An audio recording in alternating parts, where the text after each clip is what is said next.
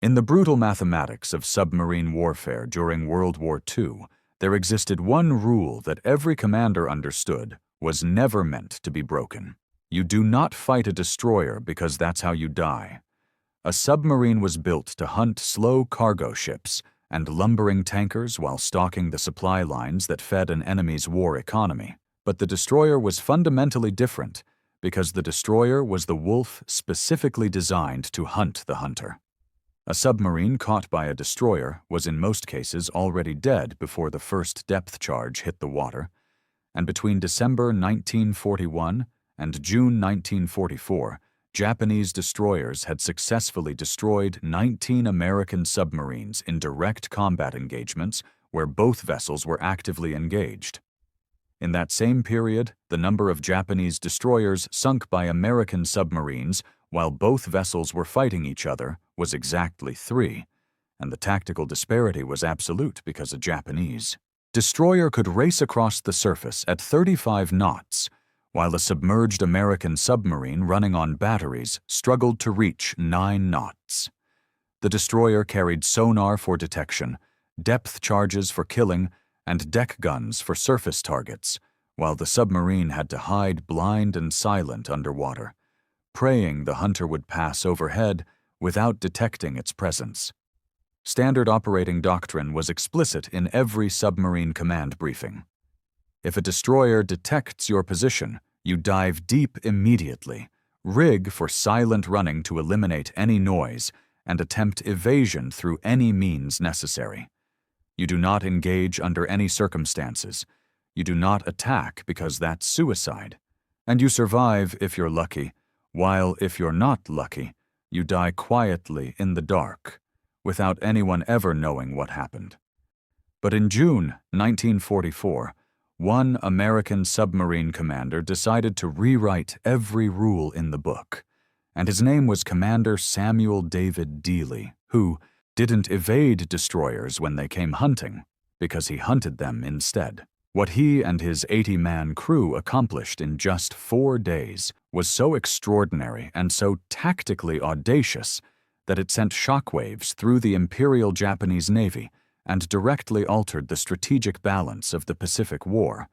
And this is the story of the USS Harder, the submarine that became known as the Destroyer Killer, and the 4 days in June 1944 when one boat changed everything. Samuel Dealey was 37 years old in June 1944 as a 1930 graduate of the United States Naval Academy who was quiet in demeanor, unassuming in appearance, and wore wire-rimmed spectacles that made him look more like a schoolteacher than a submarine commander. Beneath that calm exterior was something far more dangerous because Dealey had learned his craft serving as executive officer under Commander Dudley Mush Morton aboard the USS Wahoo, and Morton was one of the most aggressive submarine skippers in the Pacific Fleet who had pioneered tactics that violated conventional doctrine. Morton conducted surface attacks at night when doctrine said, "Stay submerged," deliberately engaged escort vessels when doctrine said, "Avoid them," and followed an operational philosophy that could be summarized in 3 words: audacity, surprise, and aggression. Dealey absorbed those lessons completely, and when he received command of the USS Harder, a Gato-class fleet submarine, in April 1943, he brought Morton's philosophy with him and expanded it into something even more radical. The Harder was 311 feet long, displaced 1,525 tons when surfaced, and carried a crew of 80 officers and enlisted men who operated 10 21-inch torpedo tubes with 6 forward and 4 aft, carrying 24 Mark 14 or Mark 18 torpedoes as their primary weapons. Her diesel engines could push her to 20 knots on the surface, and submerged on battery power, she could manage 9 knots for short periods before power reserves became critically low, and by June 1944, Dealey had completed 4 war patrols as Harder's commanding officer. He'd sunk 16 Japanese vessels totaling over 54,000 tons, but those were mostly cargo ships, and transports, which were standard submarine targets. And what Dealey was about to attempt had never been done before with such systematic precision. His fifth war patrol would target the most dangerous prey in the Pacific Ocean, the Imperial Japanese Navy's destroyer fleet, and to understand why this was considered suicidal requires understanding what destroyers were designed to do. A typical Japanese destroyer displaced 2,000 tons, carried 4 to 6 5-inch deck guns, 8 to 16 24-inch torpedoes, and most critically 36 to 54 depth charges, with equipment specifically designed for submarine hunting.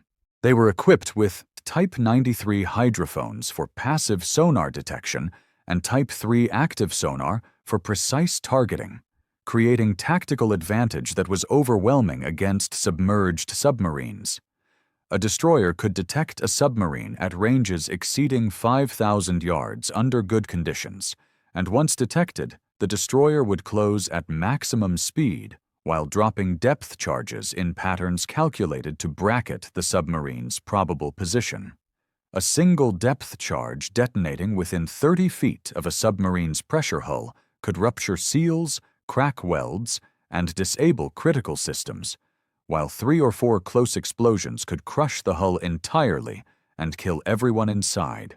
American submarine doctrine acknowledged this reality where fleet orders were explicit about avoiding engagement with destroyers whenever possible, and if detected, the procedure was go deep and silent while hoping for survival, but under no circumstances deliberately seek combat with a destroyer because that was suicide. Dealey had read those orders and understood the doctrine completely before concluding it was wrong, and his reasoning was both tactical and strategic. Tactically, Japanese destroyers followed predictable patrol patterns and used standardized attack procedures, meaning if you understood those patterns, you could anticipate their movements and position yourself for a killing shot before they knew you were there. Strategically, destroyers were irreplaceable assets because Japan's industrial capacity was collapsing under Allied bombing, and every destroyer sunk was one that could never be replaced. One less escort for carriers and battleships, one less hunter searching for American submarines, and one more hole in Japan's defensive screen. So Dealey believed that if American submarines started systematically destroying Japanese destroyers, the psychological and strategic impact would be devastating, and he was about to prove that theory correct. If you want to see how Dealey executed the most dangerous attack in submarine warfare, and why his tactics forced the Japanese fleet to abandon their prepared positions, hit that like button and subscribe right now, because it helps a lot. Let's continue with Dealey's first kill. April 13, 1944 found the Harder hunting a Japanese convoy approximately 80 miles northeast of Guam, when lookouts spotted a destroyer bearing down on their position at high speed.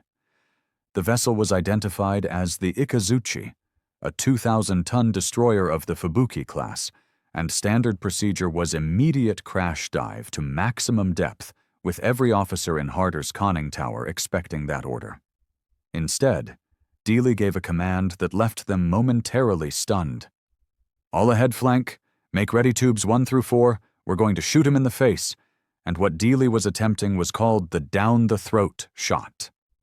This was a theoretical tactic discussed in submarine school, but almost never attempted in actual combat because the concept was simple but terrifying, and you aimed your submarine directly at the charging destroyer before firing torpedoes straight down his bearing line. Then you crash dive at the last possible moment and pass under his keel. But if your torpedoes missed, the destroyer would be in perfect position to depth charge you into oblivion. And if you misjudged your dive timing, his bow would slice your submarine in half with margin for error, measured in seconds. The range closed rapidly as 3,000 yards became 2,000 yards, and the Ikazuchi's bow wave was clearly visible through the periscope. And at 1,200 yards, Dealey could see individual sailors on her deck running to battle stations. At 900 yards, he gave the order to fire 1, fire 2, fire 3, fire 4 as 4. Mark 18 electric torpedoes left the Harder's bow tubes at 3-second intervals, and then the command to take her down sent the Harder's bow dropping at a 30-degree angle, with motors screaming as she clawed for depth. 43 seconds after firing, 2 massive explosions shook the submarine so violently that light fixtures shattered and equipment was torn from bulkheads, and the Ikazuchi had been hit amidships by 2 torpedoes simultaneously. When Dealey brought Harder back to periscope depth minutes later, the Ikazuchi was gone, broken in half and already sinking beneath the surface, and Dealey composed a radio message to Pacific Fleet headquarters that would become legendary for its brevity and confidence, expended 4 torpedoes and 1 destroyer. Admiral Charles Lockwood, Commander Submarine Force Pacific, read that message with a mixture of astonishment and concern, because no American submarine had ever deliberately attacked and sunk a destroyer in a head-on engagement like this. His concern was that such tactics could encourage reckless behavior that got submarines and crews killed unnecessarily. But what Lockwood didn't know was that Dealey was just getting started, and the real test was still ahead. May 1944 brought critical intelligence to Pacific Fleet headquarters when American codebreakers at Station Hypo in Hawaii intercepted and decrypted Japanese naval communications indicating something enormous. Admiral Jisaburo Ozawa had assembled virtually the entire operational strength of the Japanese mobile fleet at Tawi-Tawi, a remote anchorage in the Sulu archipelago between the Philippines and Borneo. The concentration included 3 fleet carriers, 6 light carriers, 5 battleships including the super battleship Musashi, 11 heavy cruisers, and 28 destroyers representing Japan's last major offensive naval capability being assembled for Operation Ago. Admiral Lockwood understood the strategic importance immediately because American submarines needed eyes on that anchorage to track fleet movements and attack targets of opportunity. But Tawi-Tawi was protected by air patrols, surface patrols, and the largest concentration of anti-submarine destroyers in the Pacific. Sending a submarine there was sending it into what submariners called a hornet's nest, where detection and destruction were virtually guaranteed. But Lockwood needed someone who wasn't afraid of destroyers, and he sent Samuel Dealey. Harder's orders were explicit but flexible. Patrol the approaches to Tawi-Tawi, observe and report fleet movements, and attack targets of opportunity if tactically feasible, with emphasis on reconnaissance, not combat. Harder departed Brisbane, Australia on May 26, 1944, arrived off Tawi-Tawi on June 3rd, and spent 3 days conducting reconnaissance operations while remaining completely undetected. They charted patrol patterns, identified anchorage locations, and transmitted detailed intelligence reports back to Pearl Harbor. But on the morning of June 6, 1944, the same day Allied forces were storming the beaches of Normandy in Europe, a Japanese patrol aircraft spotted the faint wake of Harder's periscope. The alarm was raised, and within 2 hours, 3 destroyers had been detached from fleet protection duties with simple orders: find and destroy the American submarine, and the hunt was on. At 06:47 hours on June 6th, Commander Dealey stood at the periscope, watching 3 Japanese destroyers cut through the water directly toward his position, and they were the Minazuki, Hayanami, and Tanikaze conducting a coordinated search pattern. The lead destroyer was zigzagging aggressively while the other 2 spread wide to create a detection net in textbook anti-submarine tactics, and every man in Harder's conning tower understood they were outnumbered 3-1 by vessels specifically designed to kill submarines. The tactically sound decision was immediate evasion through crash dive and silent running, but Dealey turned the periscope to track the lead destroyer Minazuki at 1,800 yards away and closing fast.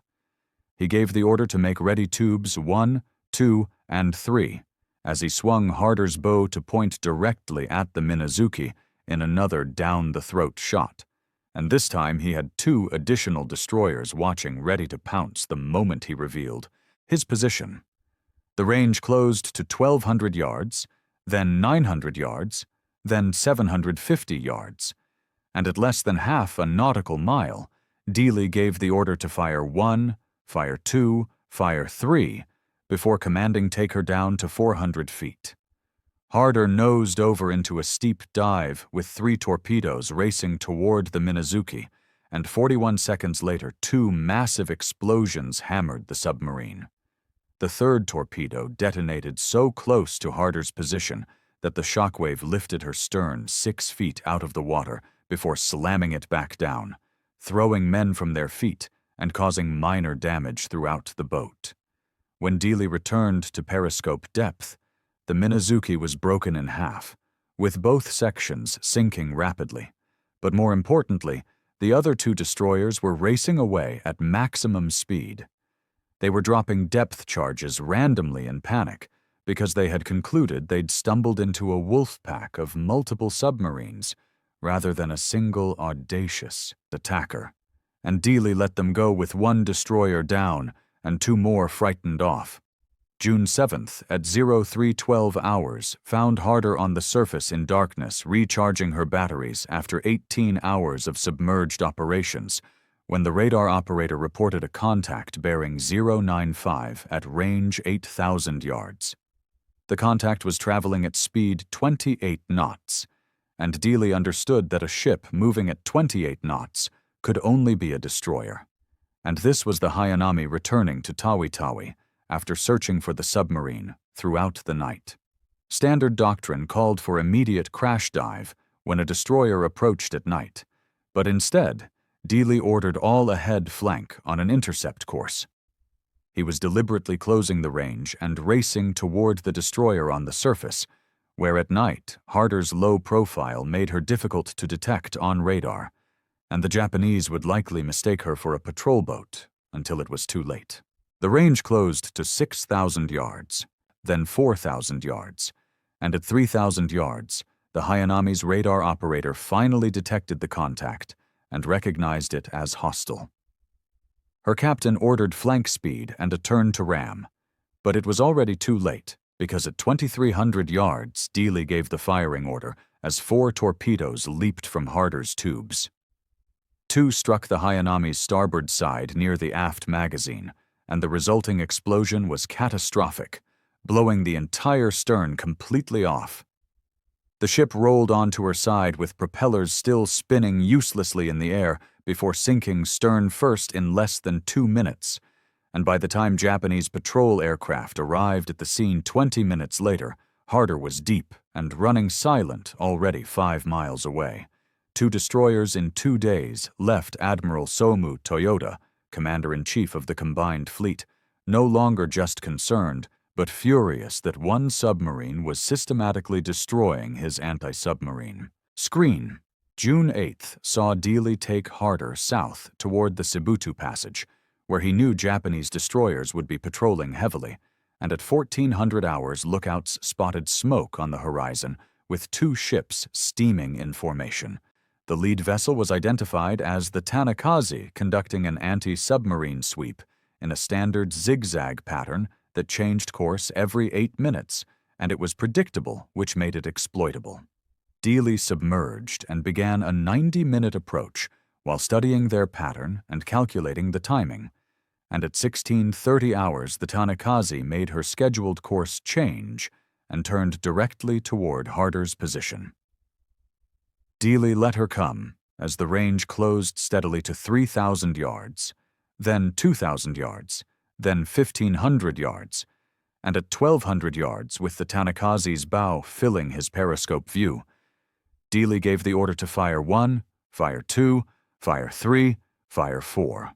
The first torpedo passed just ahead of the bow, missing by seconds, but the second struck near the bridge, and the third hit just aft of amidships, detonating the forward magazine in an explosion so massive that Harder at 150 feet shook violently from the concussion. The Tanakaze's bow section separated from the main hull, with both pieces sinking in less than 3 minutes, while the escort destroyer panicked and withdrew after 40 minutes of ineffective depth charge attacks. 3 destroyers in 3 days had the Japanese now calling this lone submarine the Devil of Tawi-Tawi. But Dealey wasn't finished because June 9th at 0500 hours saw him bring Harder to periscope depth, just 12 miles from the Tawi-Tawi anchorage. What he saw should have convinced any rational commander to withdraw immediately because 4 Japanese destroyers were steaming directly toward his position in line abreast formation. They were actively hunting with their sonar pinging so loudly that Harder's sound operator could hear it through the hull without headphones, and this was the dedicated hunter-killer group sent specifically to find and destroy him. Dealey had 8 torpedoes remaining, and 4 destroyers meant he would get 1 shot before all 4 converged on his position. But he studied their formation and noted the second destroyer was maintaining a steady course while the others zigzagged. That made her predictable, and that made her his target. And at 0612, the second destroyer made a routine turn that brought her directly toward Harder at range 4,000 yards. Dealey waited as the sonar pings grew deafening before, at 1,800 yards, he spoke quietly to Fire 1, Fire 2, Fire 3, saving the rest in case he needed them for escape. All 3 struck the destroyer's port side within 5 seconds of each other, and the ship didn't just explode but disintegrated with debris flying 300 feet into the air before disappearing in 90 seconds. The remaining 3 destroyers reacted with fury, converging on Harder's last known position as Dealey ordered emergency deep to 500 feet. And for the next 2 hours, 3 destroyers hunted Harder with systematic precision. They dropped 23 depth charges in the first 10 minutes, where explosions were bone-jarring with hull plates groaning and popping, a pipe bursting in the forward torpedo room, and emergency lighting casting everything in eerie red shadows. But Dealey was as skilled at evasion as he was at attack by keeping Harder deep and silent while anticipating their moves and slipping between their search patterns. And finally, after 2 hours, the destroyers gave up, likely concluding they'd destroyed the submarine. At periscope depth, the sea was empty, and 4 destroyers had been sunk in 4 days. While Dealey was checking his fuel and torpedo inventory, news of the 4th sinking reached Admiral Jisaburo Ozawa aboard his flagship at Tawi-Tawi, and Ozawa understood the implications immediately. 4 destroyers lost in 4 days to a single submarine meant if one American submarine could penetrate his defensive screen this easily and systematically destroy his anti-submarine escorts, then the entire anchorage was a death trap. His carriers and battleships were sitting ducks waiting to be torpedoed, and Ozawa sent an urgent message to Admiral Toyota, stating the mobile fleet must depart Tawi-Tawi immediately because remaining at the anchorage was strategically untenable. Toyota agreed, and the original plan for Operation Ago had called for the fleet to depart on June 15th, time to intercept the American invasion fleet at the Marianas, but staying at Tawi-Tawi was no longer an option. On June 10th at 0800 hours, the entire Japanese mobile fleet weighed anchor and departed 6 days ahead of schedule in a departure that was hasty and disorganized, and they were fleeing, not deploying, according to plan. American codebreakers intercepted the movement orders within hours, and Admiral Raymond Spruance, commanding the U.S. Fifth Fleet, now knew exactly where Ozawa was going, with 6 additional days to prepare his reception. What followed was the Battle of the Philippine Sea on June 19th through 20th, where American carrier aircraft massacred the Japanese carrier air groups in what became known as the Great Marianas Turkey Shoot. And Japan lost 3 carriers, 600 aircraft, and most of its remaining trained pilots in a catastrophic defeat from which the Japanese naval air arm never recovered. And it happened because 1 submarine and 1 commander had forced the Japanese to abandon their prepared anchorage 6 days early, disrupting their entire operational plan and giving American forces the time they needed to prepare the perfect ambush. USS Harder continued her 5th war patrol for 2 more weeks before returning to base, having sunk 5 Japanese destroyers and 1 escort vessel in 13 days, and the destroyer kills alone represented a feat unprecedented in submarine warfare. Commander Samuel Dealey received the Medal of Honor for this patrol, with the citation specifically noting his conspicuous gallantry and intrepidity at the risk of his life above and beyond the call of duty. But Dealey's impact extended beyond medals and tonnage statistics. He had shattered the psychological barrier that made destroyers untouchable, and after Harder's 5th patrol, American submarine commanders became increasingly aggressive in engaging Japanese destroyers using tactics pioneered by Dealey. Over the next 14 months, American submarines would sink an additional 32 Japanese destroyers, and the strategic impact was devastating for Japan, because destroyers were irreplaceable with Japan's shipyards unable to keep pace with losses. By late 1944, Japanese carriers and battleships were restricted to home waters because they lacked sufficient destroyer escorts, and the submarine blockade that ultimately strangled Japan's war economy succeeded in large part because American submarines had systematically eliminated the escort vessels designed to protect merchant shipping.